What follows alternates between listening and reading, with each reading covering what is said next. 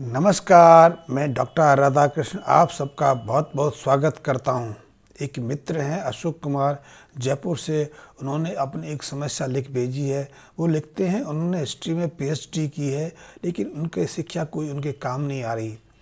आज भी उन्हें छोटी मोटी नौकरी करके किसी छोटे मोटे कॉलेज में पढ़ा के गुजारा करना पड़ रहा है और अभी वो 32 साल क्रॉस कर चुके हैं।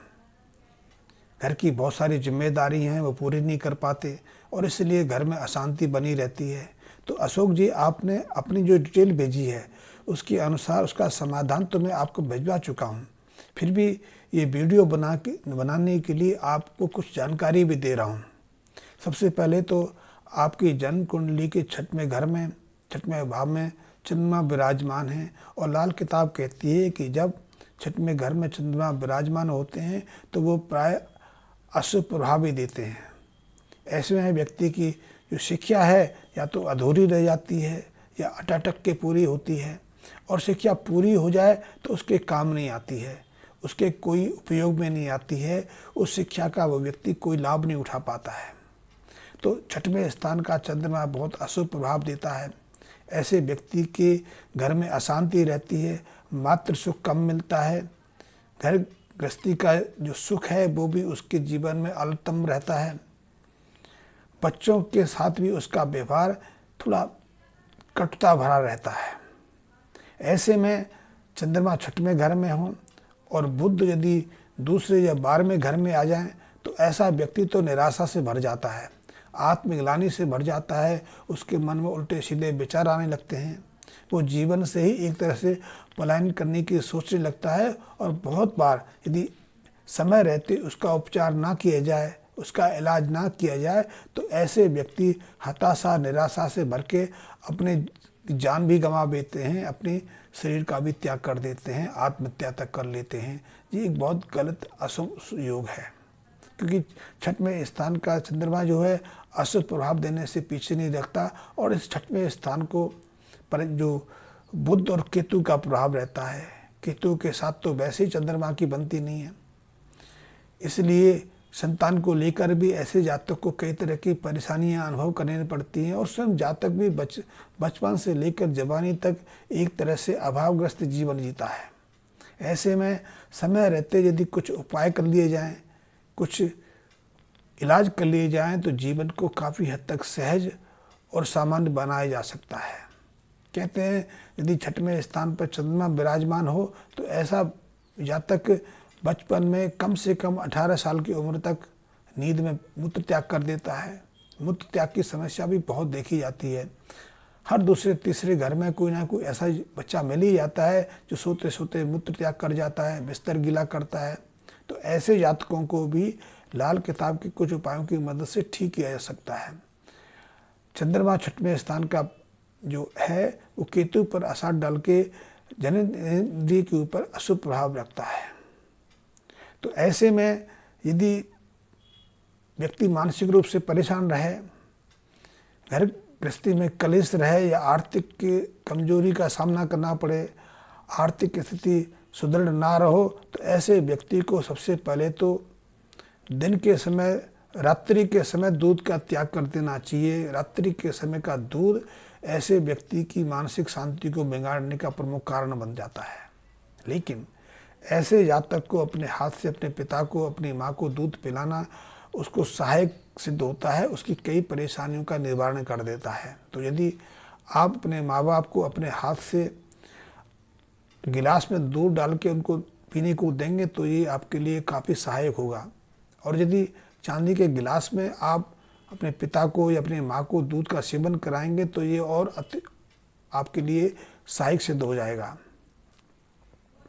क्योंकि आपको अच्छी नौकरी नहीं मिली है, अभी आप अपने व्यवसाय में नौकरी में स्थापित नहीं हुए हैं, तो इसके लिए छोटा सा उपाय मैं बता रहा हूँ। उस उपाय को आपने पहले तो 43 दिन लगातार करना है। उसके बाद भी जब तक आपके जीवन में स्थिरता ना आए, जब तक आपकी ज़िंदगी में स्मूथता ना आए, तब तक इसको जारी रखें। और ये उपाय है कि आप किसी भी धर्म स्थल में जो आपके आसपास कोई मंदिर हो, शिवालय हो, गणेश जी का मंदिर हो, देवी का मंदिर हो, विष्णु का देवी मंदिर हो, कोई भी मंदिर यदि आपके आसपास है तो वहाँ आप चंद्र संबंधी कुछ वस्तुओं को दान देते रहें। इसमें सबसे पहले तो देसी खांड हो सकती है, दूध हो सकती है, सौंफ हो सकती है, और इसके साथ में चाहे तो आप चने की दाल हो, इनमें से कोई भी चीज़ हो या सारी चीज़ें इकट्ठी करके आप इनको किसी मंदिर में दान देते रहें और लगातार इस काम को 43 दिन करें। वैसे 43 दिन के बाद आपको कहीं ना कहीं से सकारात्मक समाचार मिल जाएगा, आपके अनुकूल कोई ना कोई समाचार आपको मिल जाएगा। लेकिन उसके बाद भी जब तक आपके जीवन में स्थिरता ना आए, आप जीवन में संतुष्ट ना हो, तब तक इस उपाय को जारी रखें। इसके साथ में आपको चांदी का एक चौकोर टुकड़ा बना के अपने शरीर के साथ रखना है। आप गले में लटका सकते हैं, अपने जेब में रख सकते हैं। ये भी आपके लिए बहुत उपयोगी है कि इसके माध्यम से शनि की जो अशुभता है काफ़ी हद तक हमारे जीवन से चली जाती है। शनि की अशुभता, शनि का अशुभ प्रभाव भी आपके जीवन में ये कुंठा, ये विषमता भरे हुए है और उसको शांत करना बहुत आवश्यक है। यदि आत्मग्लानि की स्थिति बन जाए, हताशा से भर जाए, निराशा से भर जाए या फिर मानसिक संतुलन खो जाए, तो ऐसे में एक अन्य उपाय करना भी बहुत आवश्यक है। और वो उपाय है कि किसी अस्पताल में, यदि संभव उपाय है तो अस्पताल में या फिर शमशान घाट में, यहाँ भी आपके लिए संभव हो। वैसे तो विधान कहता है, लाल किताब कहती है कि ऐसे जातकों को ऐसी स्थिति में कुआं खुदवाना चाहिए, ताकि शमशान घाट में आने वाले या अस्पताल में मरीज और उनके जो सहायक होते हैं, उनके जो रिश्तेदार होते हैं, अस्पताल आते हैं, वो जल का सेवन कर सकें, प्यास बुझा सकें और उससे चंद्रमा की शांति मिल सके। लेकिन आजकल कुआं खुदवाना संभव नहीं है, तो ऐसे में आप पानी की टंकी रखवा सकते हैं, पानी का नलका लगवा सकते हैं और जो आपके लिए सुगम हो वो उपाय करें। इसके माध्यम से चंद्र की अशुभता को, चंद्र की इस अशुभ प्रभाव को आप काफ़ी हद तक अपने जीवन से निकाल सकते हैं।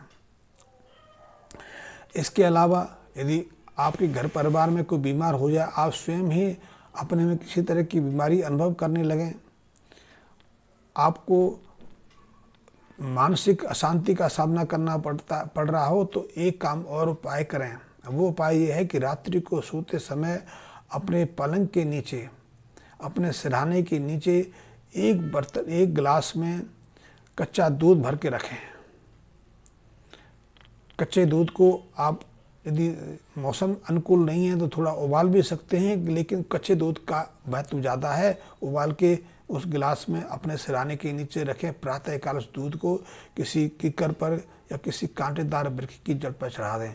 इससे आपका मानसिक संतुलन ठीक होगा, आप सकारात्मक सोच पाएंगे, आपके अंदर आत्मविश्वास का भाव बढ़ेगा और आप सही निर्णय लेके अपने जीवन को आगे बढ़ा पाएंगे। ये छोटे से उपाय हैं, जिन उपायों से आप शिक्षा का पूरा महत्व ले सकते हैं, अपने जीवन में स्थिरता ला सकते हैं। क्योंकि बहुत लोग युवा हैं जिनके पास उच्च शिक्षा है लेकिन काम नहीं, रोजगार नहीं, नौकरी नहीं, और इसको लेकर बहुत परेशान रहते हैं और कभी कभी तो हताशा, निराशा से यहाँ तक भर जाते हैं कि उनको अपना जीवन ही तुच्छ नजर आने लगता है। तो ऐसे नवयुवकों के लिए, ऐसे युवाओं के लिए मेरा परामर्श है कि वो अपने चंद्रमा को शुभ बनाएं, शुभ प्रभाव दें और ऐसी विषमताओं से, ऐसी जो विपरीत जिंदगी की जो स्थिति बन गई है, आप में कटुता की जो भावना आने लगी है, उससे मुक्ति पाएं और ये सहज साधारण से उपाय के माध्यम से आप इस कष्ट से मुक्ति पा सकते हैं। ये